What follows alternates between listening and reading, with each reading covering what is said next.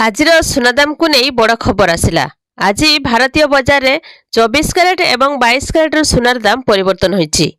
तेबे आसंतु देखिबा आज आपणक सहर रे केते रहिछि आजिर सुना रेट। आज रेट जानिया पूर्व वीडियो को प्रथम गोटे लाइक करंतु आ आम चैनल सहित जोड़ी होई रहबा पई चैनल को सब्सक्राइब करी साइड रे आस्थवा बेल आइकन क्लिक करी ऑल सिलेक्ट करनियंतु।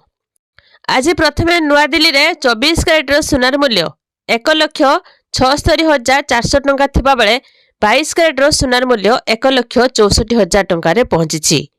मुंबई रे 24 कैरेट सुनार मूल्य परिवर्तन होइछि। आज 24 कैरेट सुनार मूल्य 10 ग्राम प्रति 1,60,000 टंका थिबा बेले 22 कैरेट सुनार मूल्य 1,57,390 टंका पहुंची। आज चेन्नई रे 24 कैरेट सुनार मूल्य 10 ग्राम प्रति 1,65,390 टंका एवं 22 कैरेट सुनार मूल्य 10 ग्राम प्रति 1,48,700 टंका रही। से भली पाटना रे आज 22 कैरेट सुनार मूल्य 10 ग्राम प्रति 1,48,390 टंका थिबा बेले 24 कैरेट सुनार मूल्य 1,67,000 टंका रही। आज ओडिशा राजधानी भुवनेश्वर रे सुना दाम रे परिवर्तन होइछि। आज 24 कैरेट सुनार मूल्य 10 ग्राम प्रति 1,63,380 टंका एवं 22 कैरेट सुनार मूल्य 10 ग्राम प्रति 1,48,000 टंका रही।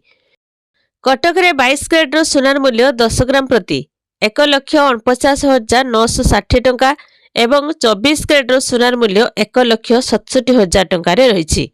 केंद्रीय बैंक गुड़िक सुना किणवा एहार मूल्य वृद्धि करिवार एक प्रमुख कारण होइछि।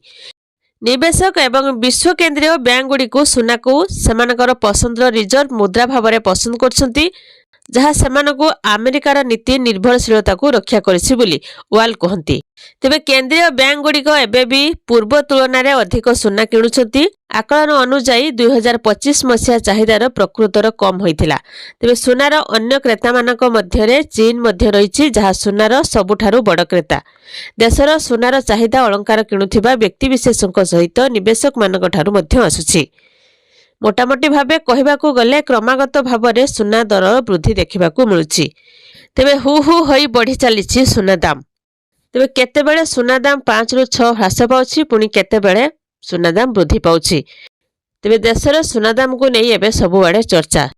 तो एई भली भावरे सुना दाम दिनकू दिन वृद्धि पाइबारे लागिछि। विशेषज्ञ माने कहउछंती जे आगामी दिन रे सुना दाम आहुरी वृद्धि पाइबो।